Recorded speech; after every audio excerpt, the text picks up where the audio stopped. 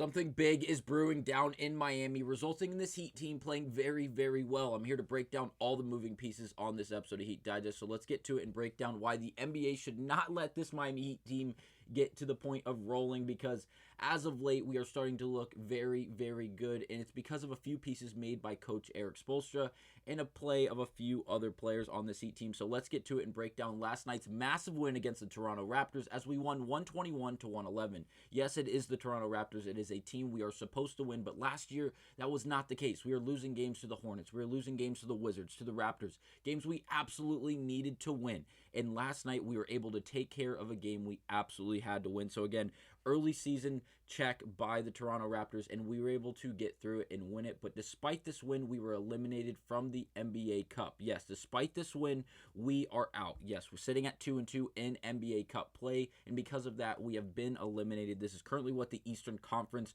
group play currently looks like, or group standings, if you will, currently look like.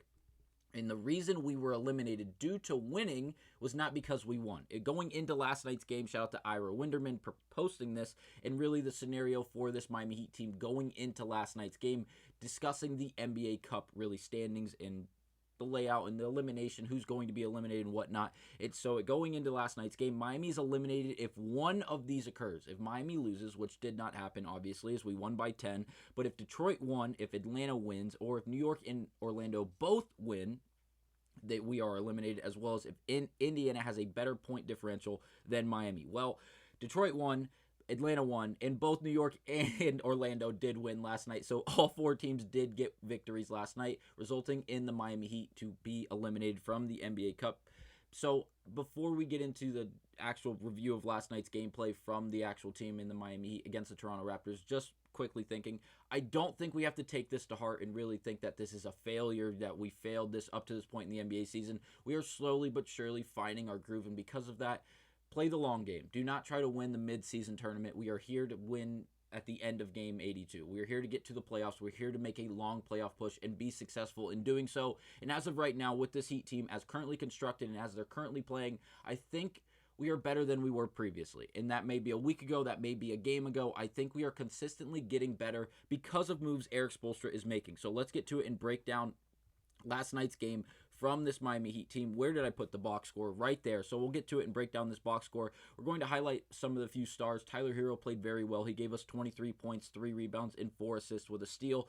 8 of 18 from the field, 4 of 10 from behind the three-point line. Another not the greatest shooting performance from Tyler Herro, but again, not shooting above 20 shots, not forcing anything in particular. And again, that is what we want to see. It's resulting in good basketball from Tyler Herro, a plus-minus of plus 16 last night. Again, as a starting guard, as someone who for the last few years was shooting the ball just a little bit too much for really anyone's liking, in the sense that it seemed like he was forcing some things, trying to get things to go that he really didn't have to due to the talent he had around him. Seems like he's finally trusting all of his teammates, whether it be Bam, Butler, Robinson, Terry Rozier coming off the bench, which we'll break down in just a second, which might be the biggest significant, or the most significant piece out of this Miami Heat team up to this point through the last 2 games.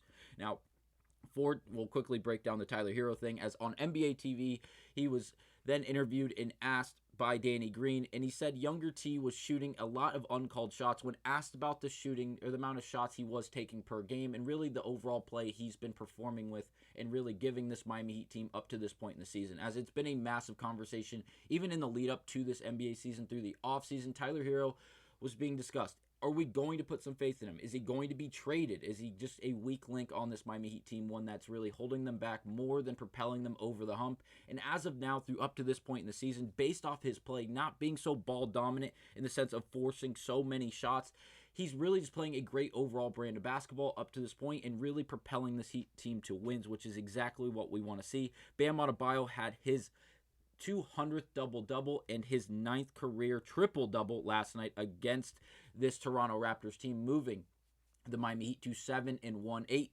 career triple-doubles, not 9, 8 career triple-doubles, moving this Heat team to 7-1 when he does have a triple-double. Bam Adebayo, we discussed it in previous Heat videos where we needed more from him. He was being very passive despite shooting a high percentage, wasn't shooting a lot of shots. Yes, the assists have been up. The rebounds have been really where we expect them, from between that 8 to 11 range, which is exactly what we want to see. Last night, he did shoot more, but again, not as efficient, 6 of 16 from the field, missing his 1 3-point attempt, missing 4 of his 6 3-point attempts, missing his only free throw attempt is what I meant to say.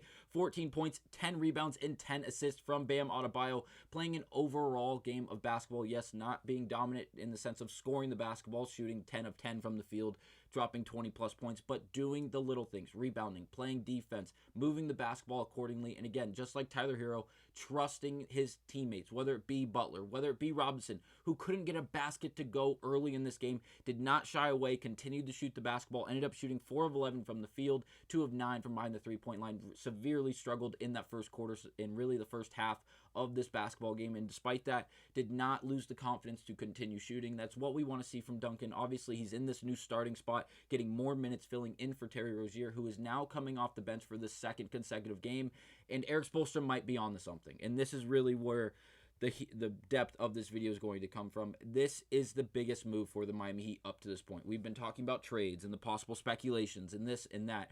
Are we going to get Giannis? Are we going to get this big name player?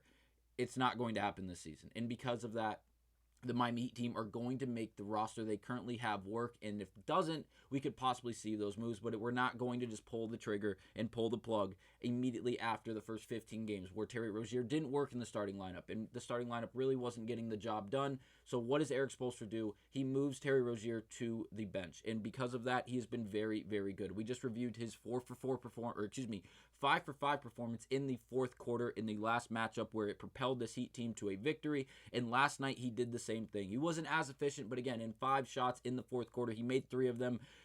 All of them being 3-point shots, which is what we love to see a lot, living and dying by that 3, and again, living by it in this case in the sense that he's making more than half of them that he's making, ends with 12 points, 3 rebounds, and 4 assists, but again, it was the play in the fourth quarter specifically, and really in the second half that helped this Miami Heat team really hold off the Toronto Raptors, who, again, with Scotty Barnes and the other great players they have, were really giving this Miami Heat team a run. Again, multiple lead changes, 10 plus in this game. It was definitely back and forth, and again, Terry Rozier doing his job late in this game, picking up for this Miami Heat team in the second half that we know has been so abysmal for them. Whether it be the third quarter specifically or just the second half in general, we have not been a very good team, especially offensively when it comes to the second half. Terry Rozier coming off the bench and playing the majority of his minutes in the second half, and really specifically the fourth quarter, has really propelled this Miami Heat team. He played 12 of the 25 minutes, 9 of the 25 minutes in the fourth quarter for this Miami Heat team. And again, it was 12 minutes. He played 12 of the 12 minutes in the fourth quarter for this Miami Heat team.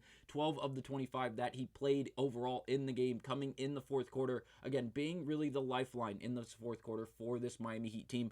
Again, if this continues to work, Terry Rozier is going to stay on the bench, and he's going to continue to be the second half dominant force for this Miami Heat team. He's not going to be moved. No one is going to be moved if this continues to happen. We've won 4 out of our last 5 games, 6 out of our last 10, and it seems like we are slowly but surely starting to really find our groove and all land on the same page. And again, credit to Erik Spoelstra for being the one to have the balls to put Terry Rozier on the bench, a star player that you went and got from Charlotte last season, who you thought was going to be another 20-point per game scorer, to be a dominant ball handler for this Miami Heat team, and the starting point guard. He's been a starter really everywhere he's gone, whether when he was in Boston, Charlotte, it doesn't matter. He's been a dominant player on the floor and really in a starting position. It doesn't seem like that is going to continue to happen in Miami. He's going to be a bench player, and he's going to be that guy coming off the bench. He's going to be the leader for this Miami Heat team. And again, we have massive quotes coming from Jimmy Butler discussing this about Terry Rozier in the role that he's now in, playing and coming off the bench. And again, shout out to Zach Weinberger, who did ask this great question in the post game to Jimmy Butler, and shout out to Clutch Points, for posting this, saying, and I quote, "I wouldn't consider him an X factor. I consider him a star, and he's a star in a new role. I'm not going to lie to you. I don't think I could do it, but kudos to him for doing whatever the team needs for him to do." And that's the end of the quote from Jimmy Butler when asked about Terry Rozier and the thoughts about him in this new role and if he's considered a star or not. And again, this was Jimmy Butler's answer, and he's being very blunt. He's being very honest, and this is what we want to hear from our star players discussing these big things going on in really specifically with their teams. Terry Rozier, obviously, we know,